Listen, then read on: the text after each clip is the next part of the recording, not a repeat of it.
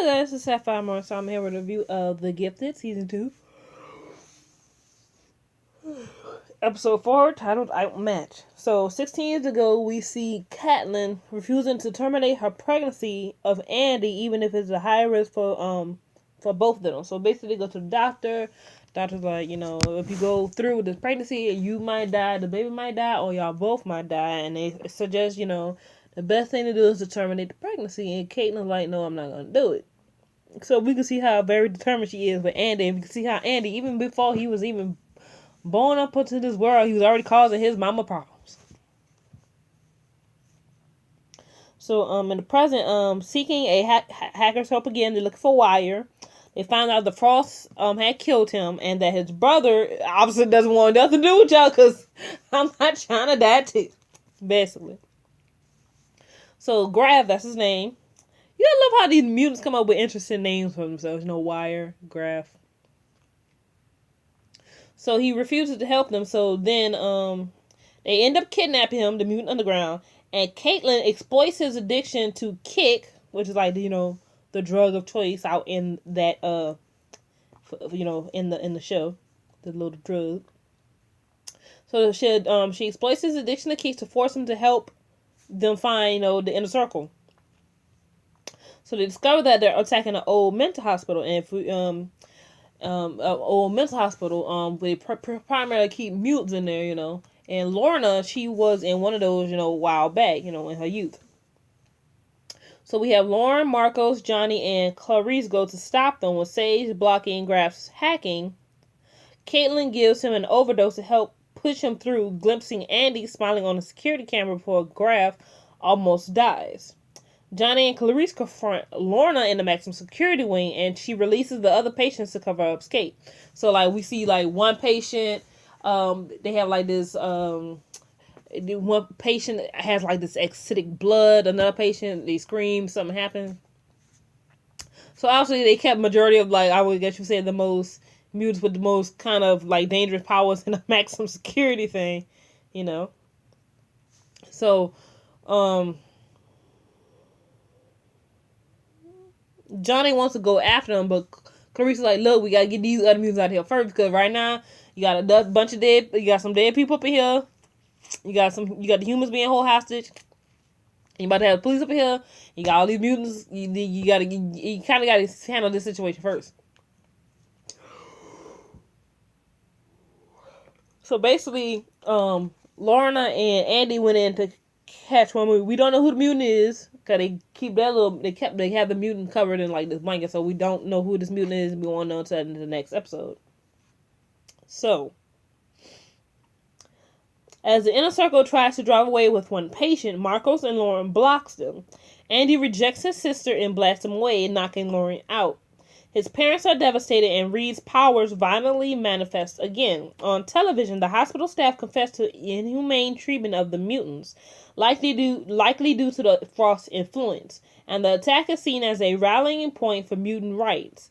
Jace's wife leaves him for refusing to move on, as he is approached by the purifiers. He at first refuses to join a hate group, but changes his mind when he sees the news of the hospital incident. So as I guessed it, the purifiers is pretty much I'll guess you say the KKK of the mutant of the X-Men universe. They are the KKK of the mutant universe. Given the fact that when we first hear about the purifiers in the previous, so they beat this poor mutant girl and ripped out her fucking voice box, her larynx, to stop her from using her mutant ability. So basically, the purifiers are the hate group of the KKK group. Basically, they're the haters down with mutants. They're those type of people, and they have the dude has, which I knew it. I'm because nobody gonna be calling Jace like that unless they sub. So I knew it. So he is showing Jace the tattoo when he meets him at the diner. He shows Jace the tattoo, and Jace at first yo, no, look, I want to get down with mutant, but I'm not going with y'all. Y'all do some next level stuff. But after this little incident, it's just gonna cause more division. So now Jason end up joining the purifiers. Him joining the purifiers, I have a feeling that's gonna get himself killed. He should have just let this shit go. We understand you lost your child. Everybody loses somebody. You know what I'm saying? Everybody has in this world has lost a loved one. But at some point in your life, you have to move on. That their soul is resting in peace. You have to move on with your life, and so that's why his wife leaving him, like, cause she can't stay stuck in the past of the day they lost a child. She loves her child. She's a mama. That probably was the most heartbreaking thing for her to have to go through, was lose a child. But she can't stay in the past. She has loved that child and she has to move on. She's still young. I mean, you know what I'm saying? They still young. They could still have some more babies. You know what I'm saying? So I'm trying to figure out why Jason is not doing that, because he's stuck in the past. He doesn't want to let that day go. And that him not letting this go and him joining these purifiers, that's gonna end up getting him killed. And I'm calling it now. He's gonna end up dying. His character is going to die. Either he's gonna. I'm guessing he's gonna die by the end of before the season is over. He is going to die because he can't. He doesn't. He's a person that doesn't let shit go. He's already ruined his marriage. He already lost his job. Not all he lost 2 things already. What more does he need to lose before he gets through his head? So obviously the next thing he needs to lose sounds like it needs to be his life for him to get through his head. So obviously I'm calling it Jason's gonna die, or he's gonna get some sort of serious injury where he can't do nothing no more. I'm already calling him. Calling it. I'm calling it. I'm so calling it right now. I'm calling it. Lorna. Clearly I really do feel that Lorna is somewhat being manipulated by the Frost sisters, because they was in her head when she gave birth. Cause when we do see her, her part of her is not sort of sure about this whole situation. Like, she wants what's best for her child, because she's a mom now. She wants what's best for Dawn. So I'm feeling that aspect of it, that aspect of trying to keep her daughter safe and want a better future, is what's keeping her there. But I'm pretty sure Lorna still has her doubts. You know what I'm saying? Andy, on the other hand, since he was smiling, causing all this mayhem, I have a feeling that Andy is more like his ancestors, the Furnace twins. I feel like he's more like them, sort of embracing the chaos he's spreading. So I have a feeling that Lorna might end up coming back to the side of good, but Andy might end up stepping up and becoming the person that they want Lorna to be. I have a feeling that's what's going to happen. I have a feeling Lorna is probably going to realize, that she really doesn't full-heartedly agree with what the Inner Circle is doing, what Reva and the Frost sisters are doing. So she might end up going back to Marcos with her daughter Dawn. But Andy, I'm seeing that he might be the one that might be like probably the new leader of the Hellfire Club. You know what I'm saying? That's what I'm feeling from Andy's character, and kind of like I feel like how they're going to develop his character as a saying. And Lauren, I don't know. Lauren may or may not join her brother. I don't know. How her character is going is still sort of for me. But I feel Lorna might come back to the Mutant Underground. Reed, on the other hand, Daddy Reed, with his powers, I am curious how his power is actually going to work, because what it seems like he could do is disintegrate matter. So I'm curious if he was to combine his hands with either of his children, would it have the same effect like Lauren and Annie does? Because we know with that bloodline, they're, Von Struckers. So I'm curious if Daddy is as powerful as his own 2 children. If he was, what if he was actually hold hands with both his kids? Because Andy has the ability to tear things away, pull, pull things apart. The sister Lauren, she's so like a shield or something, and pull things together. When they come together, they can clear exposure. So I wonder if there was a whole hands with their dad, how much worse could it possibly be? You know what I'm saying? It's kind of interesting. And with Catelyn's character, with her pretty much forcing the Graf, who's on drugs, he has an addiction, forcing him to go through withdrawal, and then giving him a kick to the point where he overdoes and dies.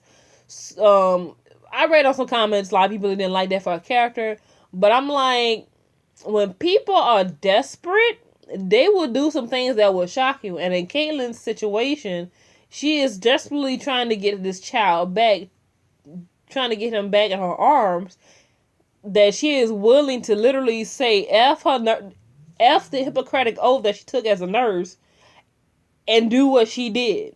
Like, when people are put to a point, you'd be surprised what people would do in stressful situations. And for Catelyn, that's what she did. It messed up her husband. Like, babe, what did you do? You just OD'd a man. Like, we had to do CPR, bring back life. Like, he's confused about what's going on. But Reed also, I mean, I can understand that, he's a grown man, you know what I'm saying? And him now having to deal with his powers, it's not like, they happened when he was young. So he had time to, understand his powers and everything. He's pretty much lived his majority of his life as a normal human being. And so now that he's in this stage of his life and now his powers are reemerging, it's confusing as hell. I mean, like, and right now Johnny kind of doesn't have the time to sort of help him control his powers. But I'm like, you might want to help him control his power quick, given the fact that what he can do, you might want to help him learn this. You know what I'm saying? I'm just saying, might want to help him learn how to control his powers. Anyway, but overall, that's all I want to say for The Gifted. That episode was definitely pretty good. I liked it. Also, I want to speak on Clarice too. Clarice, given her how she acted in this episode, I have a feeling that Clarice might end up joining Erg. The Moors. I have a feeling that she might join them, just because we're seeing how this whole situation is affecting each person, and this whole mutant rights versus human thing, how it's affecting people. And obviously at some point everybody's gonna choose sides. And now, of course, in social media, I like to look at the comments stuff, and I like seeing like people who watch the show how them pick sides. And when it comes to this whole the Inner Circle versus the Mutant Underground situation, their viewpoints. It's understandable for each viewpoint, but if I really had to choose a side, I will probably go with the Inner Circle. Now, I'm not happy about the route they're taking and everything, but I will probably pick the Inner Circle's side before I probably pick the Mutant Underground. And it's just because I've watched all the X-Men films, from the first group ones with, Hugh Jackman, Halle Berry, them, and the new ones, with the young versions of them, Professor X and Magneto, and of course cartoons. Because the whole thing with X-Men is they're fighting for equality within a world that doesn't like them. The comics was created in the 1960s, and I'm like, and it is clear that Professor X and Professor X and Magneto are clearly sort of like a Martin Luther King, Malcolm X type characters. And with the whole situation of being mutants, it's clear that people, when it comes to mankind, given our history, when something is different from us, we meet it. We're not very fans of like, oh, kumbaya. We're not really kumbaya type people. We try to get rid of it, or try to put it under our control, or try to dehumanize the things that are different from us. They're saying, look at our history.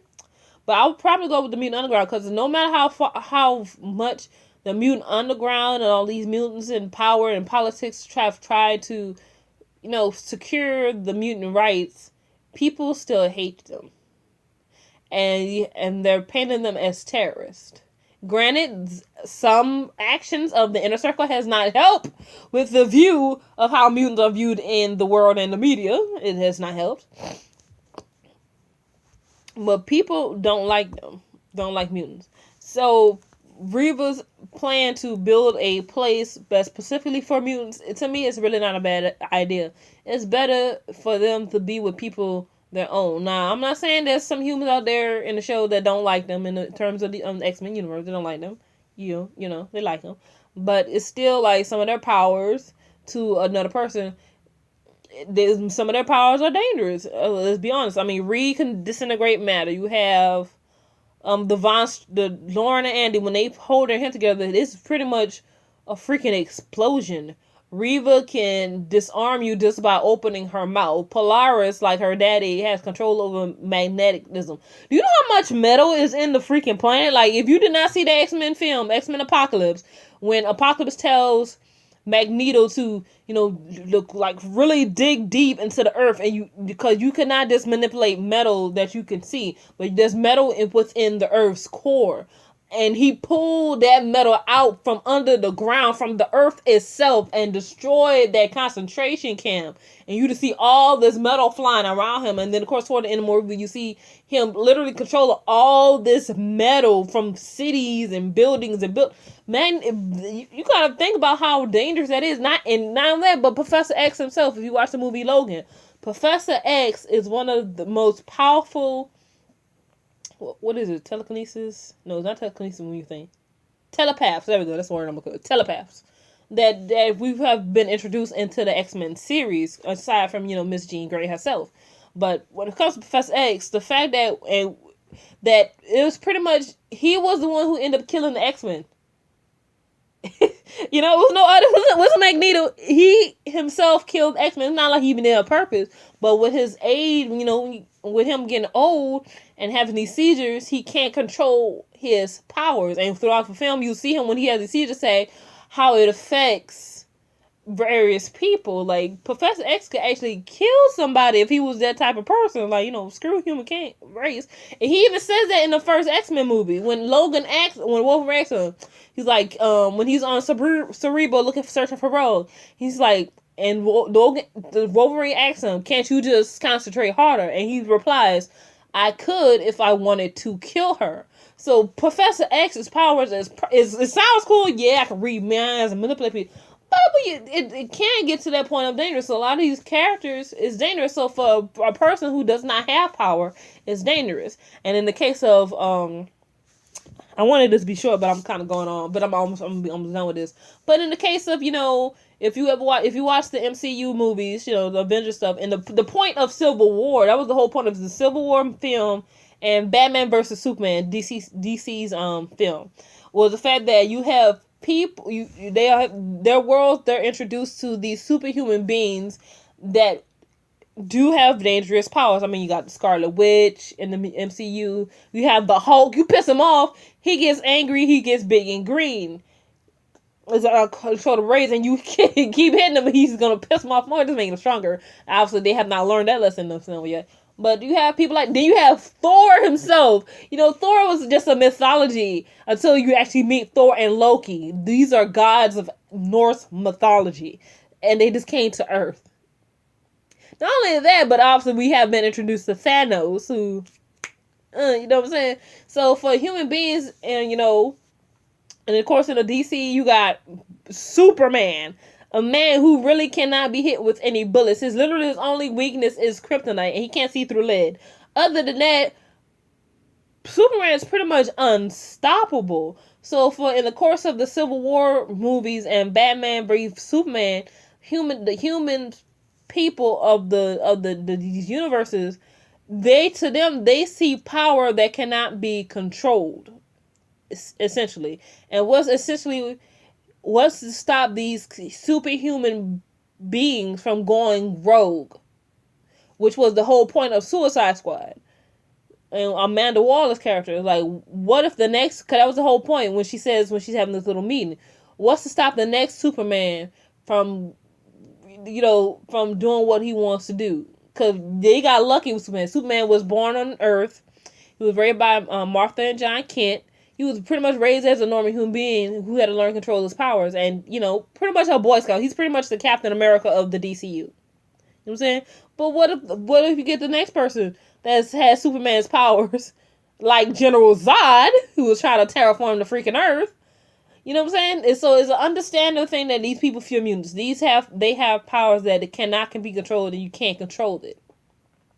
But then on the other flip side, they're still people. Yes, they have powers. Yes, I can control the weather. I have laser beams shooting out my eyes. I can free things. I can be invisible. I can walk through walls. You could cut off my arm and it grows right back. Granted, this is pretty cool. But I'm still a person. I still, I should still have rights and be treated with respect and some common basic human decency, but it's just crazy. I'm sorry for random so long. I did not want this to be 20. I've gone on 20 minutes, so I'm just going to go end this right now.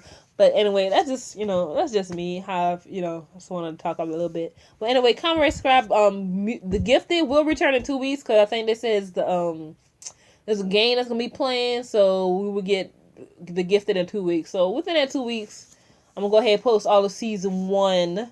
And I actually have started watching the Charmed reboot, so I will be doing Charmed as well. Along with, so I'm doing The Gifted, My American Horror Story, which is almost actually about to be done, so I need something else to replace American Horror Story. So almost, this season almost over. And The Gifted, actually, this season only gonna have, I think they said, 16 episodes. I'm kind of sad. I'm like, dang, you could at least give it like 20 or something, but okay. I guess I did with 16, you know. I mean, first season 1 was only 13 episodes, so. So we got The Gifted coming back in 2 weeks. I'm going to be finishing season 1. Go ahead, put that up. American Horror Story I'll be doing. And of course, I'm going to be doing the Charmed reboot. And I have a lot to say because I watched the pilot. So prepare for that review. So again, comment, rate, subscribe, and I'll see you guys next time. Bye.